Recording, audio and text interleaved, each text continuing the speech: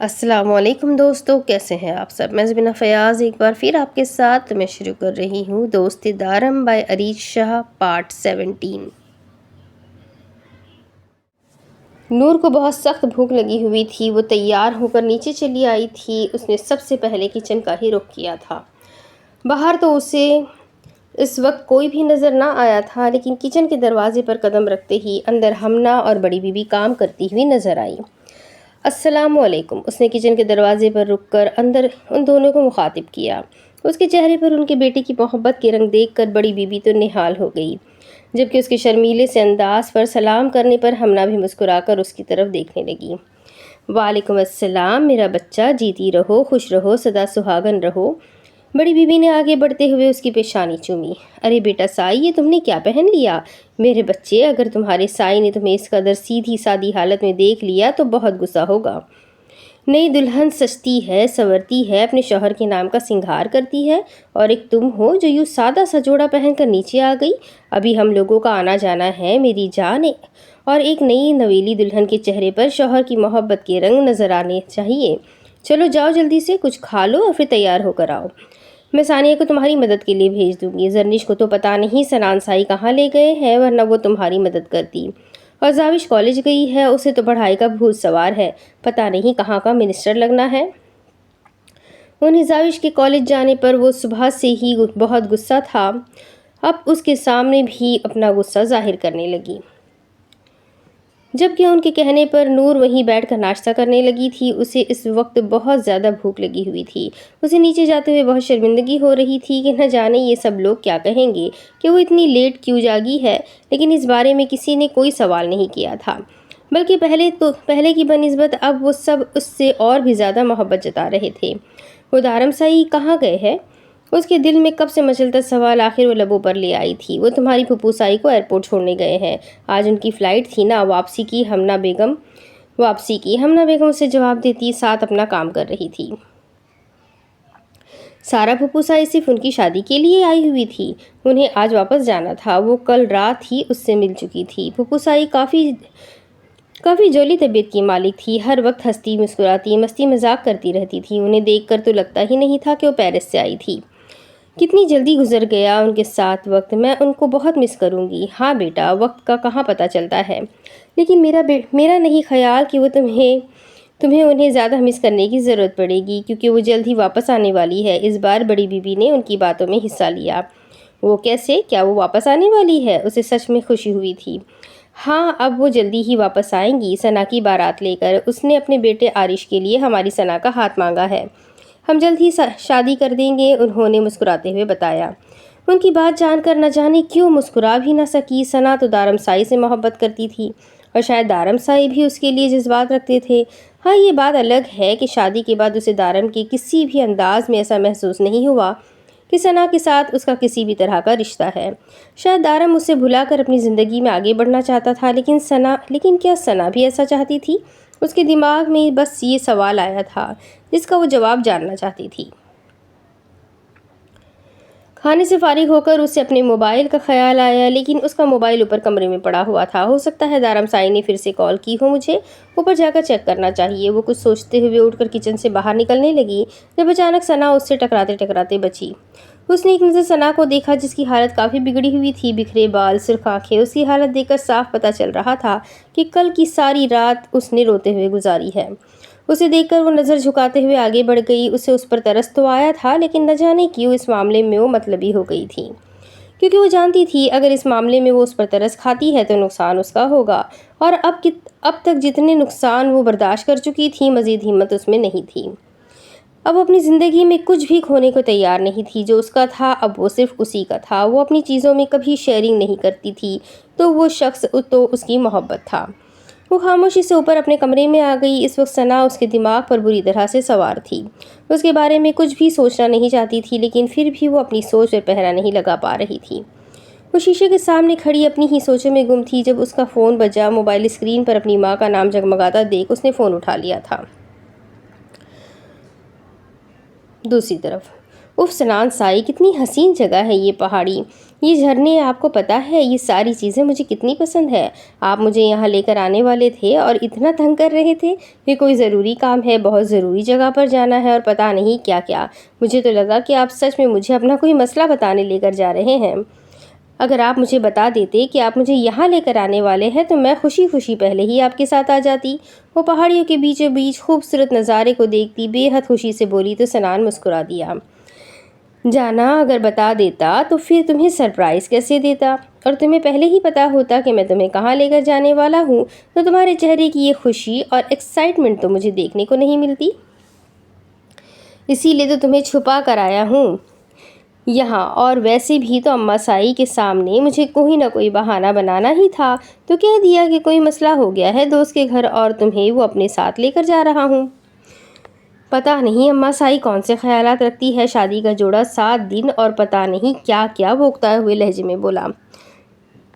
ایسا نہیں ہے سنان سائی، یہ ہمارے خاندان کی پرانی رسمیں ہیں جن پر اب بہت کم لوگ عمل کرتے ہیں، اور یہ سچ ہے کہ شادی کے نئے نویلے جوڑے کو ایک ساتھ 7 دن تک گھر سے باہر نہیں نکلنا چاہیے۔ مجھے تو یہ رسم بہت پسند ہے لیکن اس نظارے سے زیادہ نہیں۔ اس کے سینے پر سر رکھے وہ اسے دیکھتے ہوئے بولی تو سنان مسکرا دیا۔ اور مجھے تم پسند ہو میری جان، تمہارے چہرے کی مسکراہٹ پسند ہے، تمہارا شرمانا پسند ہے، گھبرانا پسند ہے، اور یوں اپنا آپ میرے سینے میں چھپانا پسند ہے۔ تم پوری کی پوری پسند ہو۔ اس کے ماتھے پہ لب رکھتا مسکراتے ہوئے بولا۔ آپ بھی مجھے پورے کے پورے پسند ہو۔ وہ اس کے سینے میں سر چھپاتے شرماتے ہوئے بولی۔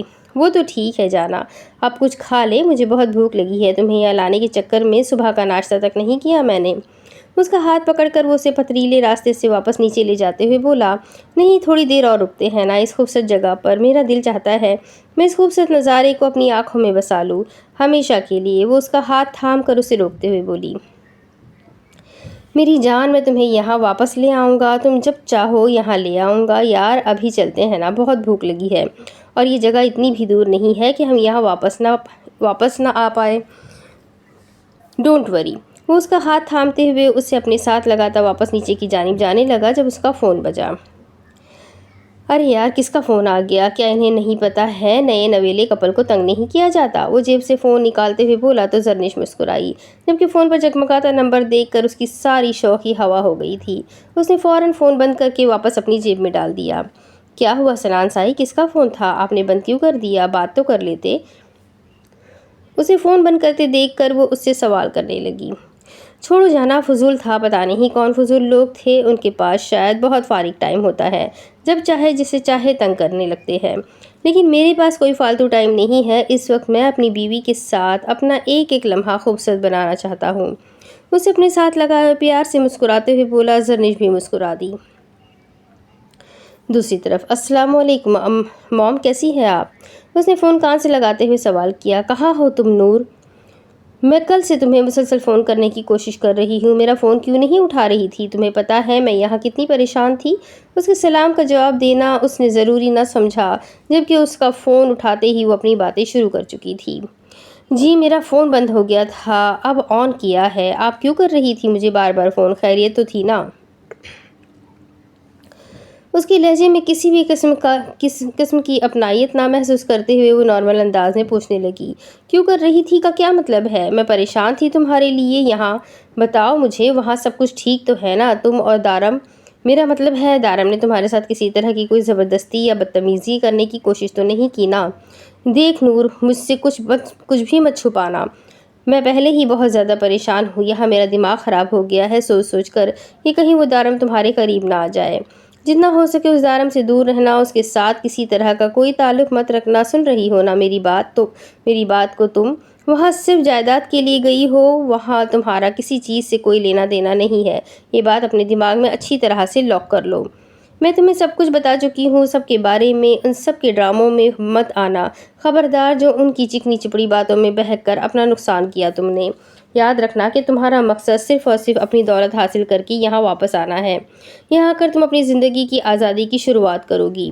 وہاں دارم سائی سے تمہیں کوئی تعلق نہیں رکھنا۔ یاد رکھنا وہ تم سے محبت نہیں کرتا، اسے صرف اپنے 6 مہینے کی انٹرٹینمنٹ کا سامان چاہیے، اور تم اس کا ٹشو پیپر نہیں بنو گی۔ اسے بے حد سختی سے بتا رہی تھی، جبکہ نور خاموشی سے اس کی ساری باتیں سن رہی تھی۔ اس نے اسے کوئی جواب نہیں دیا تھا، اس کا دل ہی نہیں کر رہا تھا اسے کچھ بھی بتانے کا۔ سمرا کی ساری باتیں تو دولت سے شروع ہو کر دولت پر ختم ہو رہی تھی۔ اس نے تو ایک بار بھی اس سے یہ نہیں پوچھا تھا کہ تم کیسی ہو، اسے صرف اور صرف پیسے سے مطلب تھا۔ شاید اس کی بیٹی اس کی زندگی میں کوئی اہمیت ہی نہیں رکھتی تھی۔ وہ فون کان سے لگائے اپنی سوچوں میں گم اس کی باتیں سن رہی تھی، جب ہمنا آہستہ سے دروازہ کھٹکھٹاتی اندر داخل ہوئی۔ نور بیٹا سائی، میں نے تمہارے لیے کھیر بنائی ہے، مجھے یقین ہے تمہیں بہت پسند آئے گی۔ میں نے کاجو زیادہ ڈالے ہیں، تمہیں کاجو پسند ہے نا؟ اس لیے ذرا چیک کر کے بتاؤ کہ کیسی بنی ہے۔ وہ کھیر کا چمچہ بھرتی اپنے لبوں کے قریب کر کے پھونک مار کر اسے ٹھنڈا کر رہی تھی، جبکہ نور اپنا فون کان سے لگائے آواز تو سمرا کی سن رہی تھی، لیکن نہ جانے کیوں ہمنا کا جو چہرہ اس کے سامنے تھا وہ اتنا اپنا کیوں محسوس ہو رہا تھا۔ نور، تم میری بات سن رہی ہو نا؟ میں تم سے کہہ رہی ہوں نور، تو مجھے جواب کیوں نہیں دے رہی؟ فون سے مسلسل آواز آ رہی تھی، جبکہ وہ ہمنا کے ہاتھوں کی کھیر کھاتی ممتا کا نیا انداز محسوس کر رہی تھی۔ اس نے فون کان سے ہٹاتے ہوئے بند کر کے واپس ڈریسنگ پر رکھا اور ہمنا کے ہاتھ سے کھیر کھانے لگی۔ آپ تو بہت اچھی بناتی ہے، آپ کو کیسے پتہ چلا کہ مجھے یہ ڈرائی فروٹ پسند ہے؟ وہ کھیر کھاتے اس سے سوال کرنے لگی۔ میں نے دیکھا تھا جب تم پہلی بار یہاں آئی تھی نا، تب سویٹ ڈش میں سب سے زیادہ کاجو کھایا تھا، آپ کو یاد رہ گیا؟ وہ پوچھنے لگی۔ وہ حیران ہوئی تھی۔ مائیں اپنی بیٹیوں کی پسند کو نہیں بھولتی میری جان۔ انہوں نے بے حد محبت سے اس کا چہرہ چھوا، جس پر نور کی آنکھوں میں نمی اتر آئی تھی۔ کاش آپ میری ماں ہوتی، اس نے حسرت سے کہا۔ اس کی آنکھوں کی نمی دیکھ ہمنا تڑپ اٹھی تھی۔ میں ماں ہی ہوں میرا بچہ، میں تمہاری ماں ہوں۔ اور اس کے آنسو صاف کرتی اس کے چہرے کو تھام کر اس کی پیشانی چوم چکی تھی۔ آپ ماں نہیں ہیں، اگر آپ ماں ہوتی تو ہمیشہ میرے پاس ہوتی، مجھے پیار کرتی، مجھے اپنے پاس رکھتی، میری ہر پسند ناپسند کا آپ کو پتہ ہوتا۔ نہیں، آپ ماں نہیں ہیں۔ وہ آنسو صاف کرتے ہوئے اس سے ذرا الگ ہوئی۔ بیٹا، میں وہاں تمہارے پاس نہیں رہ سکتی تھی نا، تم اتنی دور تھی مجھ سے۔ تمہارے بابا سائی اگر تمہاری کسٹڈی کا کیس جیت جاتے تو شاید تم ہمیشہ میرے پاس رہتی، لیکن کوئی بات نہیں، وہاں میں نہیں تھی تو کیا ہوا؟ سمرا تو تھی نا تمہارا خیال رکھنے کے لیے۔ وہ اس کے آنسو صاف کر رہی تھی جو مسلسل بہہ رہے تھے۔ وہ نہیں تھی میرے ساتھ، اگر وہ میرے ساتھ ہوتی تو انہیں پتا ہوتا نا کہ مجھے کاجو پسند ہے۔ اس کے انداز میں کچھ عجیب سا تھا، کچھ تکلیف دہ۔ انہیں لگا کہ جیسے نور بہت درد میں ہو۔ انہوں نے آہستہ سے اٹھ کر نور کو اپنے سینے سے لگا لیا اور ان کے سینے سے لگتے ہی وہ سسکنے لگی۔ بس میری جان، اب اور مت رونا، تمہاری ماں سے تمہارے یہ آنسو نہیں دیکھے جاتے۔ اس کی پیشانی پہ اپنے لب رکھتے ہوئے اسے اپنے سینے سے لگا دیا، اسے ممتا کا احساس دے رہی تھی۔ کیا میں بھی ثانیہ کی طرح آپ کو اماں سائی کہہ کر پکار سکتی ہوں؟ وہ انہیں دیکھتے ہوئے سوال کرنے لگی۔ کیوں نہیں میرا بچہ، تمہارا جو دل چاہے تم مجھے پکارو۔ اپنی ماں کو ماں کہنے کی تم اجازت مانگو گی؟ میں تمہاری ماں ہوں، تمہارا جب دل گھبرائے تم میرے پاس آ جاؤ، جب پریشان ہو مجھ سے اپنا مسئلہ شیئر کرو، میں ہوں تمہارے لیے یہاں۔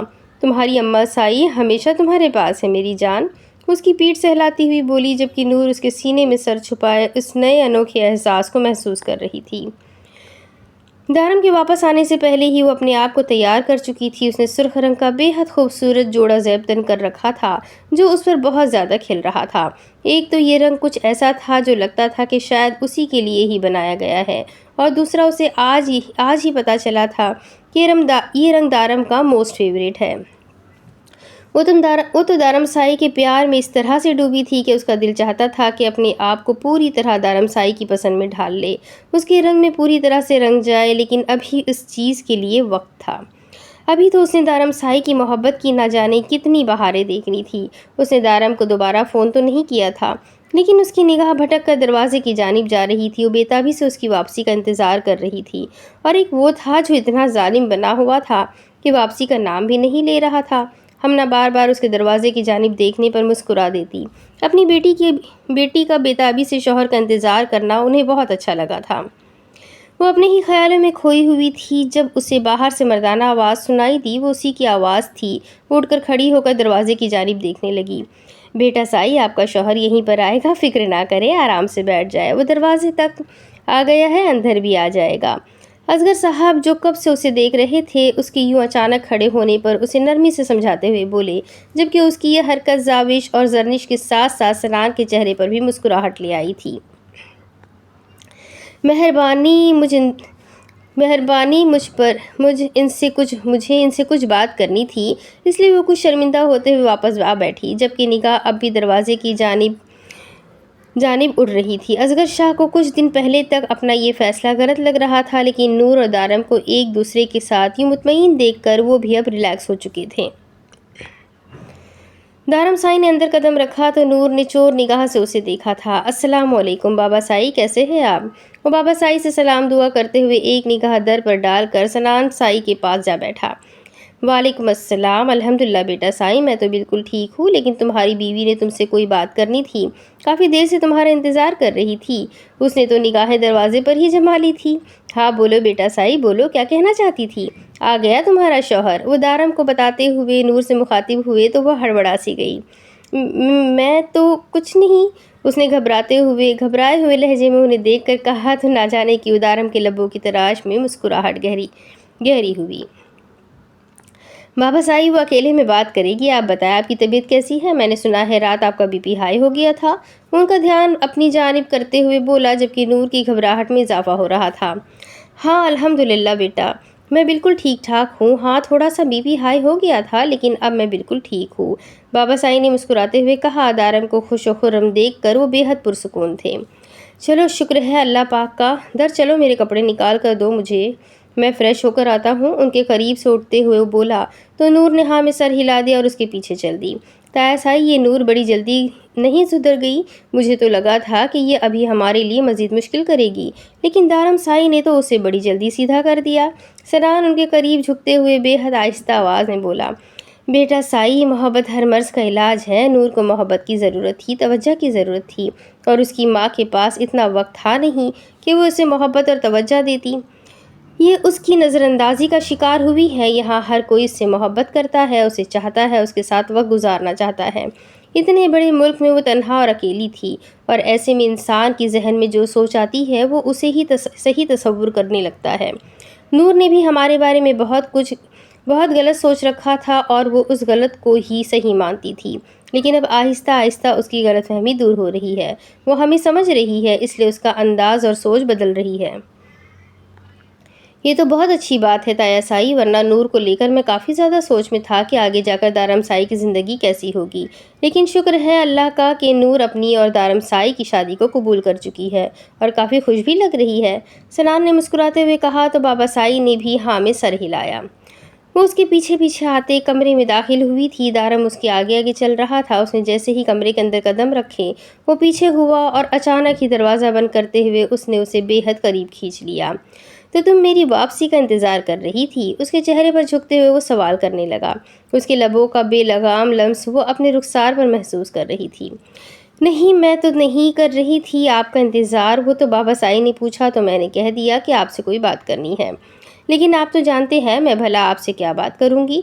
اس کے کرتے کے بٹن کے ساتھ کھیلتے ہوئے وہ نگاہیں چرا کر بولی تو دارم سائی کے لبوں پر بے ساختہ تبسم بکھر گیا۔ اچھا، اب تم میرا انتظار نہیں کر رہی تھی؟ اس نے یقین دہانی کرنا چاہی تو نور نے فوراً ہاں میں سر ہلا کر اسے یقین دلایا۔ چلو کوئی بات نہیں، اگر انتظار نہیں تھا تو کیا ہوا، میں تو کافی جلدی میں گھر واپس آیا ہوں۔ ایک دو کام اور بھی تھے جنہیں تمہاری وجہ سے نظر انداز کرنا پڑا، کیونکہ مجھے تم سے ایک بے حد ضروری کام تھا۔ اس کا نازک خوبصورت چہرہ اپنے ہاتھوں میں لیے وہ اس کے نچلے لب کو اپنے انگوٹھے سے سہلا رہا تھا۔ اس کا لمس نور کے اندر گدگدی سی پیدا کر رہا تھا، ایک عجیب سی ہلچل اسے بے چین کر رہی تھی، جبکہ دارم شاید اس کے اندر کی کیفیت کو بہت اچھے طریقے سے سمجھتا تھا، تبھی تو اس کے سامنے بالکل ریلیکس کھڑا اپنی باتیں کرنے میں مصروف تھا۔ کون سا کام تھا آپ کو مجھ سے؟ بتائیں مجھے، وہ پوچھنے لگی۔ نہ جانے اسے کون سا کام تھا اس سے جس کی وجہ سے وہ اتنا جلدی گھر واپس آیا تھا، وہ بھی اپنے بے حد ضروری کاموں کو چھوڑ کر۔ تلاشی لینی تھی دارم سائی تمہارے دل کی۔ میں نے سنا ہے کہ تمہارے دل کے اندر تمہیں میں محسوس نہیں ہوتا، تمہارے دل کے اندر میں نہیں رہتا، تو میں نے سوچا کیوں نہ میں خود ٹھیک سے چیک کر لوں کہ میں تو تمہارے دل کے اندر ہی رہتا ہوں، تو تمہیں نظر کیوں نہیں آتا؟ ہو سکتا ہے تمہارے اندر کے سافٹ ویئر میں کوئی مسئلہ ہو گیا ہے، کہیں ونڈو تو نہیں اڑ گئی؟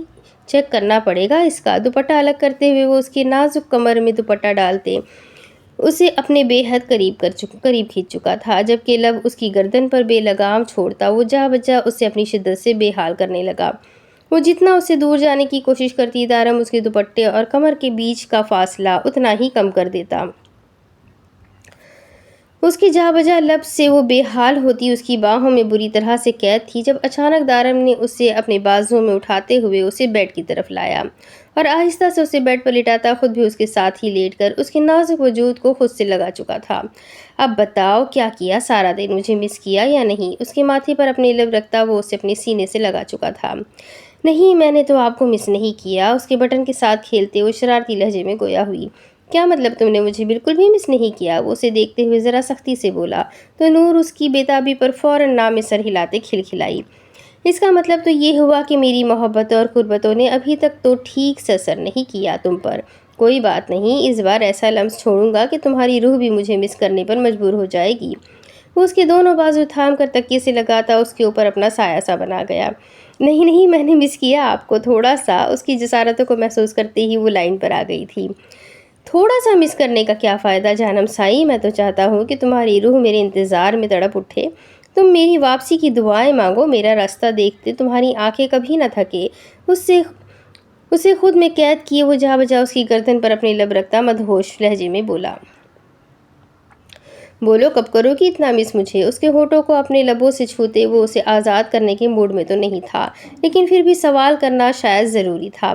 لیکن شاید وہ شرم و حیا سے پگھلتی اس وقت جواب دینے کی پوزیشن میں نہیں تھی، اسی لیے اپنے لرزتے وجود کو اس کے سینے میں چھپاتے وہ آنکھیں موند گئی، جبکہ اس کی اس ادا پر مسکراتا وہ اس کے نازک وجود کو اپنے حصار میں لے چکا تھا۔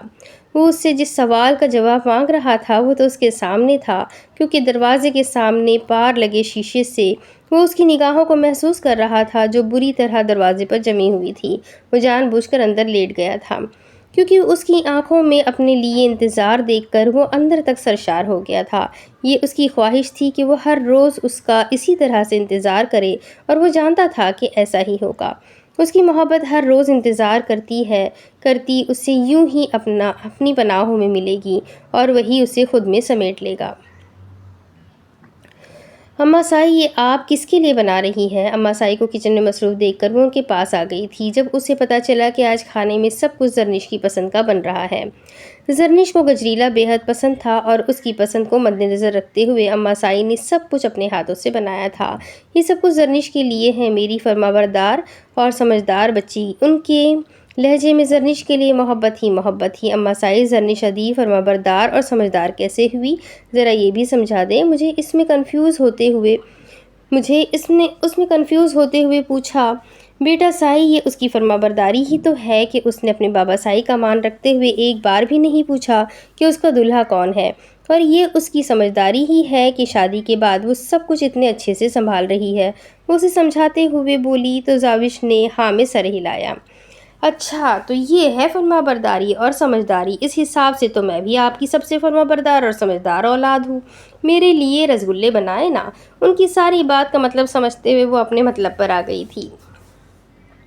تم نے ایسا کون سا مارکا مارا ہے؟ اس کی فرمائش پر وہ اسے گھورتے ہوئے پوچھنے لگی۔ ساحر سائی، کیا کسی مارکے سے کم ہے؟ اس صدی کا سب سے بڑا مارکا تو میں نے ہی مارا ہے، اس نشے سے نکاح کر کے۔ میری قربانی تو کسی کو نظر ہی نہیں آتی، میرا مطلب ہے فرمانبرداری۔ وہ انہیں دیکھتے ہوئے شکایتی انداز میں بولی۔ احمق لڑکی، عقل نام کی کوئی چیز ہے یا نہیں؟ شوہر کو ایسے عجیب و غریب ناموں سے نہیں پکارتے، یہ لڑکی میرا ناک کٹوائے گی۔ وہ اسے دیکھتے ہوئے افسوس کرنے والے انداز میں بولی۔ اماں سائی، ایک بات مجھے سمجھ میں نہیں آتی، میں کوئی بھی بات کرتی ہوں آپ کو اپنی ناک کی فکر کیوں لگ جاتی ہے؟ دیکھیں، میں نے بھی فرمانبرداری کا بھرپور ثبوت دیا ہے، اسی لیے جس طرح سے آپ زرنش ادی کے لیے اتنا کچھ بنا رہی ہے، اسی طرح میرے لیے بھی رسگلے بنائے، بس بات ختم۔ وہ انہیں دیکھتی ضدی لہجے میں بولی، جبکہ اماں سائی یہ سوچ رہی تھی کہ کاش وہ اسے سمجھدار اور فرمانبرداری کا مطلب سمجھا پاتی، لیکن اسے تو بس اپنی فرمانبرداری کا انعام چاہیے تھا رسگلے کی صورت میں۔ زاوش، اس وقت میرا دماغ کھانا بند کرو، جلدی سے نکلو یہاں سے اور جا کر گھس جاؤ اپنی کتابوں میں تمہیں رسگلے کسی اور دن بنا دوں گی، وہ اسے سمجھاتے ہوئے بولی۔ زرنش ادی کے لیے اتنا کچھ آج ہی بنایا ہے اور میرے لیے رسگلے کسی اور دن؟ نہیں، مجھے بھی آج ہی چاہیے، وہ ضد کرنے لگی۔ لڑکی اب جوتے مت کھانا مجھ سے، چلو نکلو یہاں سے۔ وہ سخت لہجے میں گویا ہوئی تو وہ پیر پٹکتی کچن سے نکل گئی۔ مجھ سے کوئی پیار ہی نہیں کرتا اس گھر میں، سب تو زرنی شدی سے پیار کرتے ہیں، میں بھی ان کی طرح فرمانبردار اولاد ہوں آپ کی۔ وہ جاتے ہوئے کافی اونچی آواز میں بولی تاکہ اماں سائی تک اس کی آواز بآسانی جائے۔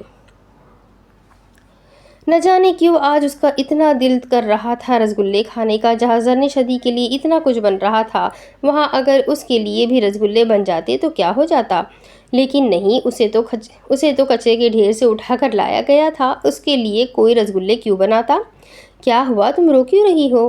وہ باہر میز پر بیٹھی اپنا غم آنسوؤں کی صورت میں نکال رہی تھی جب اسے پیچھے سے اچانک ساحر سائی کی آواز سنائی دی۔ وہ اچھل کر رہ گئی۔ میں تم سے پوچھ رہا ہوں کیا ہوا، کیوں رو رہی ہو؟ یہاں باہر بیٹھ کر کسی نے کچھ کہا ہے کیا؟ اسے یوں آنسو بہاتے دیکھ وہ سچ میں پریشان ہو گیا تھا، کیونکہ میری قربانی کسی کام نہیں آئی۔ وہ چہرہ رگڑتی بے حد معصومیت سے بولی، کون سی قربانی؟ عید تو بہت دور ہے۔ ابھی وہ اسے گھورتے ہوئے سوال کرنے لگا۔ اس کی باتیں اکثر اس کے سر کے اوپر سے گزر جاتی تھی۔ کچھ قربانیاں عید پر نہیں دی جاتی۔ خیر چھوڑے، آپ نہیں سمجھ سکتے میری بات این جی سائی۔ وہ اپنے آنسو صاف کرتے دکھی لہجے میں بولی، آج تو مجھے اس این جی کا مطلب بتا ہی دو۔ وہ اسے دیکھتے ہوئے سوال کرنے لگا۔ کچھ چیزوں کا کوئی مطلب نہیں ہوتا، جیسے آج میری فرمانبرداری کا کوئی مطلب نہیں ہے۔ اتنی بڑی قربانی دی میں نے اور بدلے میں کیا مانگا؟ صرف رسگلے۔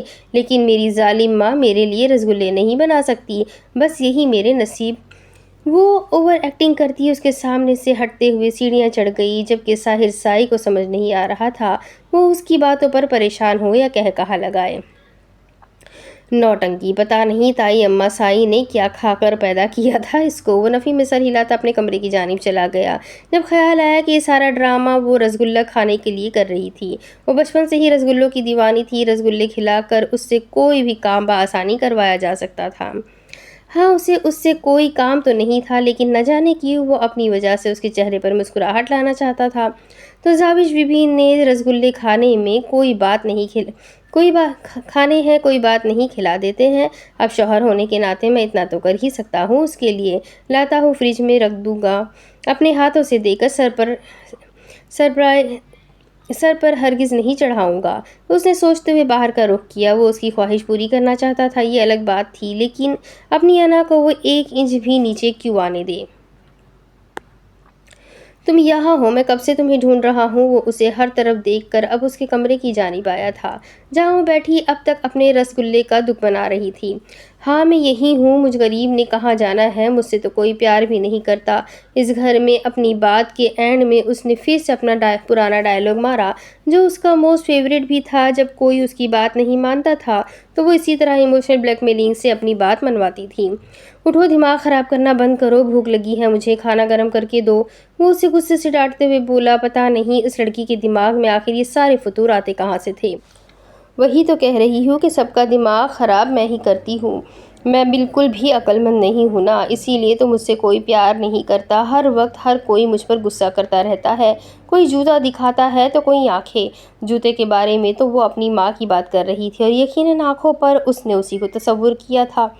اس کے اس کڑوے طنز کو پی گیا کیونکہ اس وقت وہ بحث کے موڈ میں نہیں تھا۔ وہ نفی میں سر ہلاتا نیچے چلا گیا تھا۔ رات کے 10:30 بج رہے تھے۔ وہ اکثر اسی وقت گھر واپس آیا کرتا تھا۔ اب تو تائی اماں سائی نے اس کی ساری ذمہ داری زاوش کے ہی نازک کندھوں پر ڈال دی تھی۔ اب اس کے واپس آنے کے بعد اس کے کھانے پینے کا سارا کام زاوش کے سر تھا، اور اب وہ خود بھی زاوش سے ہی کہتا تھا، کیونکہ زاوش پر وہ اپنا پورا حق سمجھتا تھا۔ کچن کی کرسی پر آ کر بیٹھا تو زاوش اس کے پیچھے ہی آتی اس کے لیے کھانے کا سامان نکالنے لگی، لیکن فریج کھولتے ہی اسے جو چیز سامنے نظر آئی اسے دیکھ کر خوشی سے اس کا منہ کھل گیا تھا۔ یا اللہ، میں خواب تو نہیں دیکھ رہی، یہ حقیقت ہے نا؟ وہ بڑا سا شیشے کا باؤل باہر نکالتے ہوئے بے یقینی کی کیفیت میں تھی۔ اس نے فوراً باؤل نکال کر باہر کاؤنٹر پر رکھا۔ خوشی سے اس کی آنکھیں چمک اٹھی تھی، جبکہ ساحر سائی اس کی بچوں جیسی خوشی دیکھ کر مسکرایا۔ لیکن وہ کتنی ہی خوش کیوں نہ ہو جائے، وہ بالکل ارادہ نہیں رکھتا تھا اسے یہ بتانے کا کہ یہ رسگلے وہ خود لے کر آیا ہے۔ یا اللہ، کس کو ترس آ گیا مجھ پر، میں قسم کھاتی ہوں یہ جو کوئی بھی ہوا نا، میں اس کا منہ چوم لوں گی۔ وہ آسمان کی طرف دیکھتی، لمحے میں ہی اس کے دل کے سارے تار چھڑ چکی تھی۔ وہ آہستہ سے کرسی سے اٹھا اس کے پیچھے آ رکا۔ کچھ بھی مت بول دیا کرو معصوم لومڑی، کیونکہ کچھ کام بہت مشکل ہو جاتے ہیں۔ جیسے ایک کام مشکل ہو گیا تمہارے لیے۔ اس کا راستہ روکتے ہوئے وہ اس کے بے حد قریب آ گیا تھا۔ زاوش نے گھبراتے ہوئے اسے دیکھا۔ وہ اس کے اتنے پاس آ گیا تھا کہ اس کے پرفیوم کے ساتھ ملی جلی سگریٹ کی اسمیل اسے بے چین کرنے لگی۔ کون سا کام؟ اس نے گھبراتے ہوئے پوچھا۔ اس کا اتنے پاس آنا بے وجہ تو نہیں تھا۔ منہ چومنے کا کام؟ ابھی تم نے ہی تو کہا کہ جس نے بھی یہ رسگلے تمہارے لیے فریج میں رکھے ہیں تم اس کا منہ چوم لو گی۔ اب کیا تمہارے لیے میرا منہ چومنا آسان ہے؟ وہ اسے دیکھتے ہوئے سوال کر رہا تھا۔ کہ کیا مطلب؟ وہ بے حد گھبراتی ہوئی منمنائی تھی، جبکہ اس کا مطلب کو مدبل کہنا ساحر شاہ کی گھنی مونچھوں کے نیچے انابی لبوں پر تبسم بکھر گیا۔ مطلب یہ کہ اب تمہیں اپنا کہا کر کے دکھانا ہوگا۔ اس کی کمر میں ہاتھ ڈالتا وہ اسے اپنے بے حد قریب کھینچتے ہوئے بولا، جبکہ اس کے انداز پر زاوش کی سٹی گم ہو چکی تھی۔ وہ اس کے بے حد قریب کھڑا تھا، اتنا قریب کہ اس کی سانسوں کا سرد پن بھی وہ اپنے چہرے پر محسوس کر رہی تھی۔ اس کا اتنا پاس آنا اسے گھبراہٹ میں مبتلا کر رہا تھا۔ سائی اس کے مزید قریب ہونے پر وہ فاصلہ بناتی دور ہونے ہی لگی تھی کہ اچانک ساحر نے اس کی نازک کمر میں ہاتھ ڈال کر اسے اپنے قریب کھینچا۔ وہ لمحے میں اس کی باہوں میں آ سمائی تھی۔ اس کا بدن لرز رہا تھا جیسے ٹھنڈی ہوا سے کوئی پتا لرزتا ہے۔ کیا ہوا؟ ایسے کانپ کیوں رہی ہو؟ تم نے ہی تو کہا تھا کہ جس نے یہ رسگلے فریج میں رکھے ہیں تم اس کا منہ چوم لو گی، تو اب یوں مجھے حیرانگی سے کیوں دیکھ رہی ہو؟ اب جو کہا ہے اس پر عمل کرو۔ وہ اسے دیکھتے ہوئے حکم دے رہا تھا۔ مجھے لگا اماں سائی، وہ کپکپاتے ہوئے لہجے میں اپنا جملہ مکمل کرنے کی کوشش کر رہی تھی، یہ تو تمہیں قسم کھانے سے پہلے ہی سوچنا چاہیے تھا، اسی لیے میں کہتا ہوں بنا سوچے سمجھے کچھ بھی مت بولا کرو۔ نہیں، تمہاری زبان تو کبھی قابو میں نہیں رہتی، اب اپنا کہا سچ کرو۔ وہ اس کے مزید نزدیک ہونے لگا، جبکہ وہ گھبرا کر اس سے دور ہونے کی کوشش کر رہی تھی، لیکن اس کا کھردرا ہاتھ کا لمس اپنی کمر پر محسوس کرتی کانپ رہی تھی، اور اس کا یوں بے وجہ ڈرنا کانپنا ساحر سائی کو غصہ دلا رہا تھا۔ اب اس کی فرمائش اتنی بھی بڑی نہ تھی کہ وہ اس کی باہوں میں آتے ہی کانپنا شروع کر دیتی، اور ویسے بھی یہ بات تو اس نے خود اپنے منہ سے کہی تھی۔ کون سا اس نے خود اس کو بولا تھا کہ وہ اسے کس کرے؟ وہ تو خود ہی قسم کھا کر بیٹھی تھی۔ ساحر سائی تو صرف اس کی قسم پوری کرنے میں اس کی مدد کر رہا تھا۔ لیکن ویکن سننے کے موڈ میں نہیں ہوں لڑکی، اپنی قسم پوری کرو، تمہارے ساتھ میں بھی گنہگار ہو جاؤں گا۔ ایک تو بنا سوچے سمجھے قسم کھانے کی بری عادت لگی ہوئی ہے، اب اپنی وجہ سے مجھے بھی پھسلا دیا تم نے۔ کیا تمہیں پتہ نہیں ہے قسم کھانا ایک بہت ہی بری عادت ہے؟ جو قسم کھاتا ہے وہ بھی گنہگار ہوتا ہے، اور جس کی وجہ سے قسم کھاتا ہے وہ بھی گنہگار ہوتا ہے۔ اب اگر میں نے تمہاری قسم پوری نہیں کی تو میں بھی گنہگار ہو جاؤں گا، اسی لیے مجھے مزید گنہگار مت کرو اور اپنی قسم پوری کرو۔ وہ اس کے نزدیک جھکتا ہوا احسان کرنے والے انداز میں بولا۔ اس سے پہلے کہ زاوش اسے روکتی، وہ اس کے نازک گلابی لبوں کو اپنے لبوں کی قید میں لے چکا تھا۔ لمحے کی دیر نہ کرتے ہوئے اس نے پیچھے ہٹنے کی کوشش کی تھی، لیکن ساحر کو اس کی یہ بات بالکل اچھی نہ لگی۔ اس سے پہلے کہ وہ چہرہ پھیرتی، ساحر نے اس کے بالوں میں ہاتھ ڈالتے ہوئے اسے واپس اپنے بے حد قریب کر لیا، اور ایک بار پھر سے اس کے لبوں کو اپنے لبوں کی قید میں لے لیا۔ اس کی سانسوں کی خوشبو کو خود میں اتارتے وہ مدہوش ہونے لگا تھا، جبکہ اس کی سانسوں میں شامل سگریٹ کی اسمیل زاوش کی سانس روک رہی تھی۔ مجھے وہ ہر کام برا لگتا ہے جو میرے ساتھ یا میری ملکیت کے ساتھ میری اجازت کے بنا کیا جاتا ہے۔ جب میں تمہارے پاس آؤں تو تمہیں میرے پاس رہنا ہوگا، کیونکہ تم میری ملکیت ہو، اور تمہیں کوئی حق نہیں بنتا کہ تم میری ملکیت کو مجھ سے دور کرو۔ آئندہ یہ بات یاد رکھنا۔ اس کے ماتھے پر شدت سے بھرپور انداز میں لب رکھتا وہ وہیں سے پلٹ گیا تھا، جبکہ زاوش وہیں کھڑی تھر تھر کانپ رہی تھی۔ اس کے ساتھ یہ ہوا کیا تھا وہ سمجھ نہیں پا رہی تھی۔ اس کے لبوں پر اب تک اس کا شدت سے بھرپور لمس باقی تھا۔ وہ رسگلے وہیں چھوڑتی جلدی سے اپنے کمرے میں جا بند ہو گئی تھی۔ اب اس کے آگے کی کہانی میں آپ کو اگلی قسط میں سناتی ہوں کہ آگے کیا ہوگا۔ یہ جاننے کے لیے میرے ساتھ بنے رہیں۔ ویڈیو کو لائک کر دیں، چینل کو سبسکرائب کر دیں، بیل آئیکن کو ضرور دبا دیں، کمنٹ کر کے ضرور بتائیں کہ آپ کو ناول کیسا لگ رہا ہے۔ تو ملتے ہیں اگلی ویڈیو میں، تب تک کے لیے اپنا خوب سارا خیال رکھیں، مجھے بھی دعاؤں میں یاد رکھیں۔ اللہ حافظ۔